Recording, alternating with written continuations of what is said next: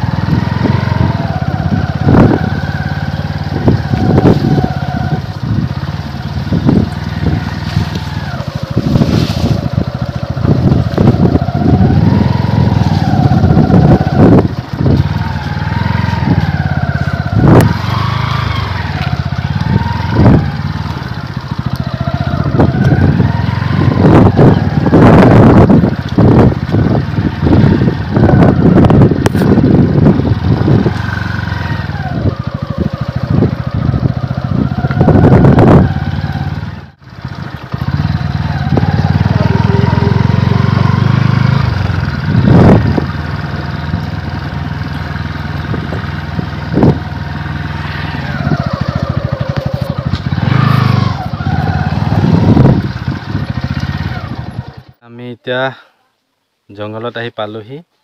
ইয়াত চিনাকি মানুহ এঘৰত আহিছোঁ। আৰু এই জাষ্ট চাওক ভিউ, এয়া চাওক, চাৰিওপিনে অকল জংঘল। ইয়াত মানুহৰ ঘৰ আছে। এইবোৰ ঘৰ চাওক, গছৰ বাকলিৰে বনোৱা বেৰ।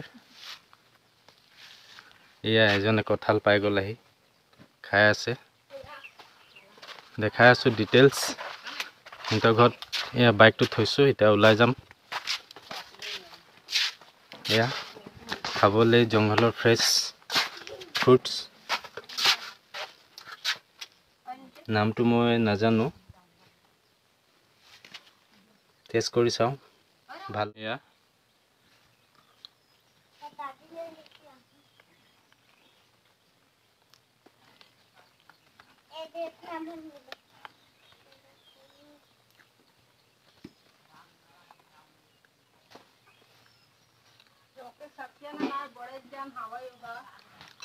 ভাল লাগিছে খাই। আমাৰ চিনাকি মানুহে ঘৰ ইয়াত থাকে, তো তেখেতৰ ঘৰত বাইক চাইক থলোঁ আমি। তাৰপিছত আমি ভাবিছিলোঁ অলপ শাক পাচলি জংঘলত সোমাই এক্সপ্ল'ৰ কৰিম। ঢেকীয়া কচু যি পাওঁ এইবোৰ লৈ যাম, জংঘলৰ ভিতৰত সোমাই অলপ বস্তুবোৰ দেখাম চাম। কিন্তু তেখেতসকলে কিছুমান কথা জনাইছে যে বৰ্তমান সময়ত যিহেতু ভাদ মাহ সময় হয়, তো ভাদ মাহ আহি পাইছে যিহেতু, তো সাপৰ উৎপাত বহুত বেছি পৰিমাণে, কাৰণ সাপৰ প্ৰজননৰ সময় হয় এইটো, তো বহুত বেছি পৰিমাণে সাপ ওলাই আছে। চাৰিওপিনে জংঘল ভৰি গৈছে, বহুত ডাঙৰ ডাঙৰ সাপ দেখা গৈছে বুলি তেওঁলোকে জনাইছে। কমেও মোৰ গাটোৰ সমান শকত সাপ তেওঁলোকে দেখিছে। তো তেওঁলোকে মানা কৰিছে যে জংঘলৰ ভিতৰত সোমাব নালাগে, ভাল নহ'ব। তেওঁলোকে জনোৱা মতে প্ৰায় মই দেখাই দিছোঁ। গছজোপা দেখিছেনে? তেওঁলোকে জনাইছে যে এই গছজোপাৰ সমান শকত শকত সাপ তেওঁলোকে দেখিছে বুলি, যিবোৰ সাপ মানুহৰ গোন্ধ পালেই মানুহৰ পিনে গতি লয় বুলি তেওঁলোকে জনাইছে। তো তেওঁলোকে মানা কৰিছে যে ভিতৰত জংঘলত বেছি সোমাব নালাগে। তো আমি চাওঁ, যিমান পাৰোঁ চেষ্টা কৰিম দেখাবলৈ আপোনালোক। সৰুকৈ ঠাইত পাহাৰ যিহেতু, তেওঁলোকে ইয়াত খেতি কৰিছে, চাৰিওপিনে একেবাৰে জংঘল। আৰু ইয়াত যিহেতু খাবলৈ পানীৰ ব্যৱস্থা নাই, তেওঁলোকে ইয়াত নলাৰ পানী খায়। আমিও পানী লৈ অহা নাই, ইয়াৰ পানীয়ে খাব লগা হৈছে। এয়া গাঁত খান্দি থৈছে, ইয়াৰ পানী খাবলৈ ইয়াত ব্যৱহাৰ কৰে মানুহে, কাৰণ ইয়াত দমকল পাবলৈ নাই। এনেকৈ মুকলি কুঁৱাৰ পানী খাবলগীয়া হয়। চাই থাকক, দেখাই আছোঁ।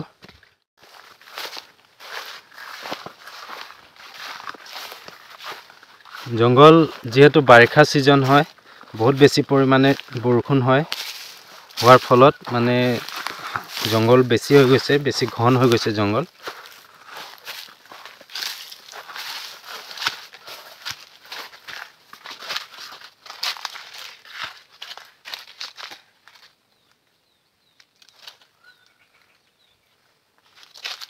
যিমান পাৰোঁ ভিতৰত যাবলৈ চেষ্টা কৰিম, বেছি ভিতৰলৈ নাযাওঁ, কাৰণ বহুত ডাঙৰ ডাঙৰ সাপ আছে বুলি জনাইছে যিহেতু যাবলৈ ভয় লাগিছে। অলপ মুকলি ঠাইতে আহিছোঁ আমি।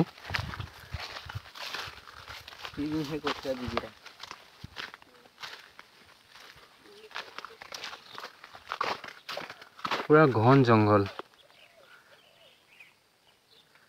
এইবোৰ বেত হয়, বেত গছ হয়। তাৰপিছত এইজোপা এটা লেটেকু গছ, লেটেকু খাই ভাল লাগে হয় নাই?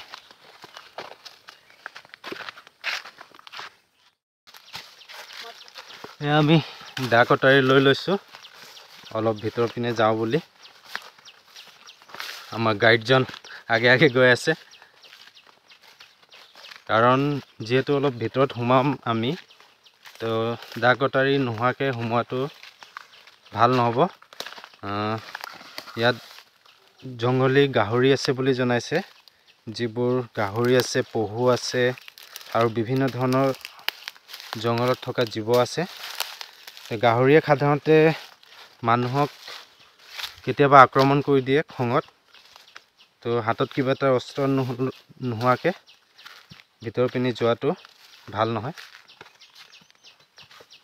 তো আমি দা দুটা লৈ লৈছোঁ ছেফটিৰ কাৰণে, আৰু জংঘলত যাবলৈ ৰাস্তা নাই।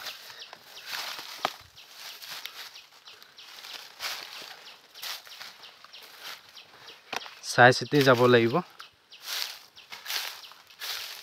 বহুত বেছি ঘন হৈ গৈছে। কাৰণ জানুৱাৰী ফেব্ৰুৱাৰী এইবোৰ সময়ত সাধাৰণতে জংঘল কমি যায়, ইমান ঘন নাথাকে। এতিয়া বহুত বেছি পৰিমাণে ঘন হৈ গৈছে, জংঘলত ৰাস্তা নাথাকে, এনেকৈ যাব লগা হয়। নিজে ৰাস্তা বনাই অলপ হুলস্থুল কৰি যাব লগা হয়, যাতে কি বস্তু নাই। ব'ল অলপ ভিতৰলৈ যাওঁ।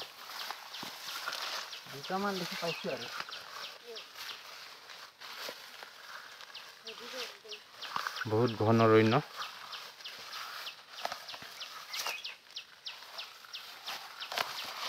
এইটো হৈছে কাৰ্বি আংলঙৰ জংঘল। কাৰ্বি আংলঙৰ ভিতৰত পৰে এইটো।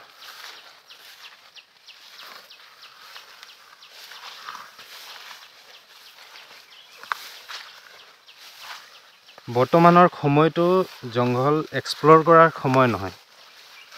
এক্সপ্ল'ৰ কৰিবলৈ হ'লে জানুৱাৰী ফেব্ৰুৱাৰী এইবোৰ সময়ত আহিবলৈ ভাল হয়, মানে শুকান দিনত।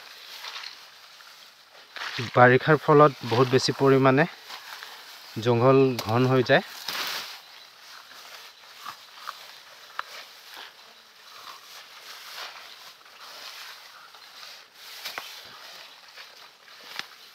ফুল ৰিক্সত আহিছোঁ আমি আপোনালোকক দেখাবৰ কাৰণে।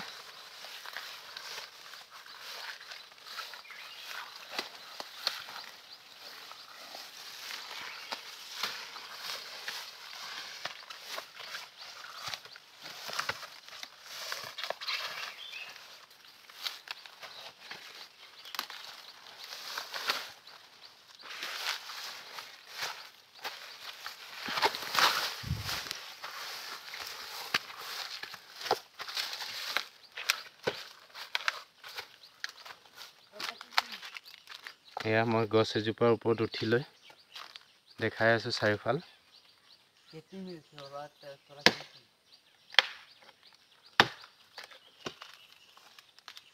চাওক, ইয়াত কোনো ধৰণৰ ৰাস্তা নাই।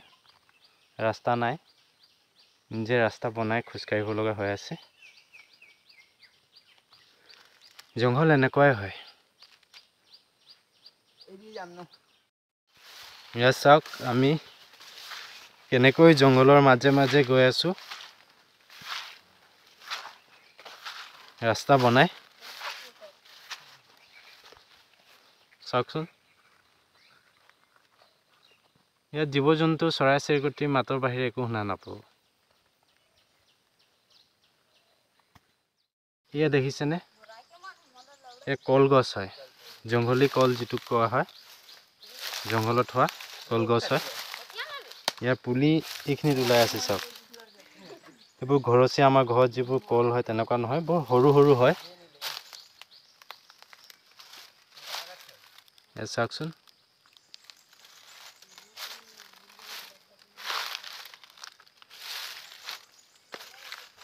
আমি যিহেতু ইমান আহি নাথাকোঁ, ইমান ভালকৈ নাজানো কেনেকুৱা হয়, কোনফালে কি আছে। যদিও আমি দেখাবলৈ আপোনালোকক চেষ্টা কৰিছোঁ। এয়া চাওক, বহুত বেছি জংঘল, চাৰিওপিনে এনেকুৱাই। এইজোপা গছ দেখিছেনে, কিমান পুৰণি গছ। চাওকচোন কেনেকুৱা লাগিছে।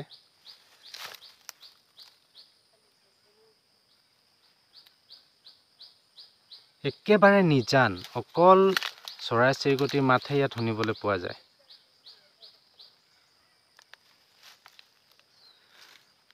লগৰ দুজনে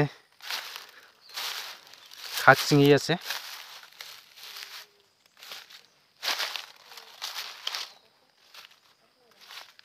এইপিনে সিহঁতে শাক ছিঙি আছে। জংঘলী যিবোৰ শাক হয় খাব পৰা।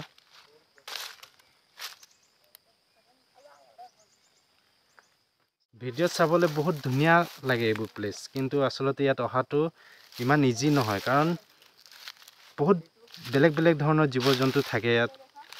সাপ, পোক পৰুৱা যিবোৰ বিষাক্ত হয়, তো সেইবিলাকৰ পৰা বাচি অহাটো কষ্টকৰ হয়, বহুত ৰিস্কি হয়, ৰিস্কি টাস্ক হয় এইটো এটা।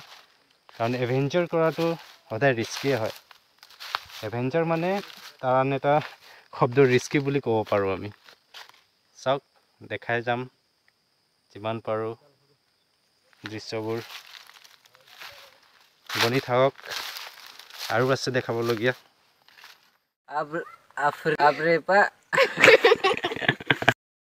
আফ্ৰিকাৰ পৰা আহি কেনে অসমত কচু ছিঙি আছোঁ।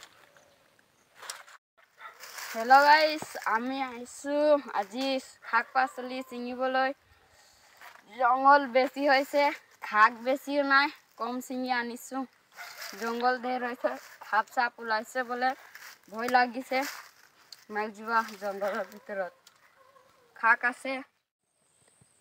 ইয়াত সাধাৰণতে যিবোৰ মানুহ থাকে সেইবোৰ বহুত দুখীয়া মানুহ হয়। তেওঁলোকে জংঘলৰ যিবিলাক বাঁহ কাঠেৰে গছৰ ছালেৰে এইবোৰ বস্তু ব্যৱহাৰ কৰি তেওঁলোকে সাধাৰণতে ঘৰবোৰ সাজি ইয়াত থাকে, খেতি বাতি কৰে আৰু জংঘলৰ বিভিন্ন বস্তুবোৰ তেওঁলোকে খাই বৈ কোনোমতে জীৱন নিৰ্বাহ কৰি আছে।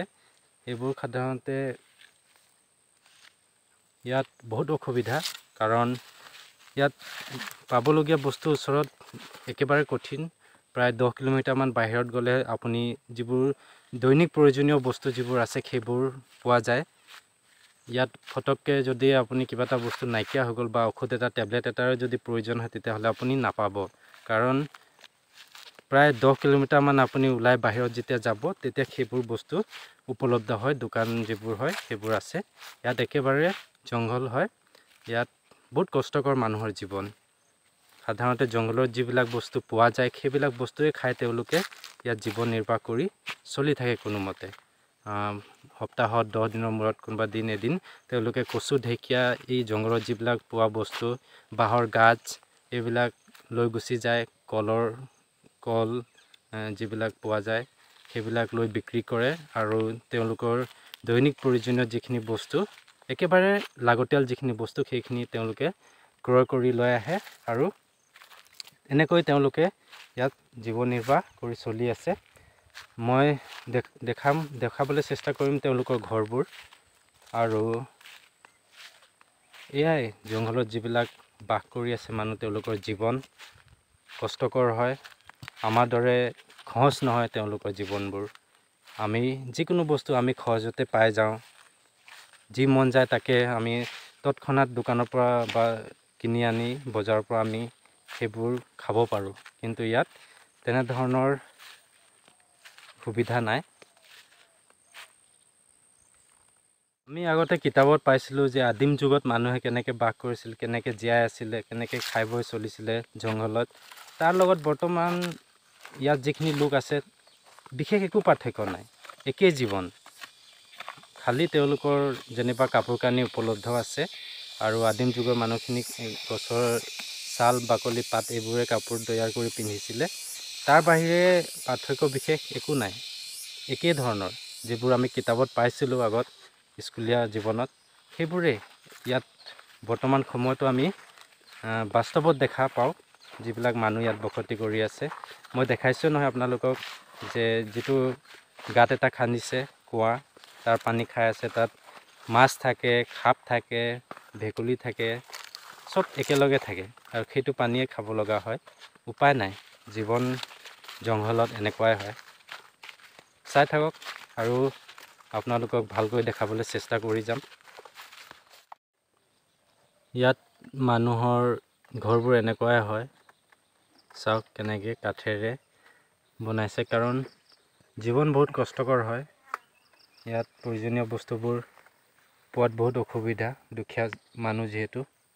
এইদৰে জংঘলত বিভিন্ন ধৰণৰ বস্তুৰে তেওঁলোকে জীৱন নিৰ্বাহ কৰি চলি থাকে।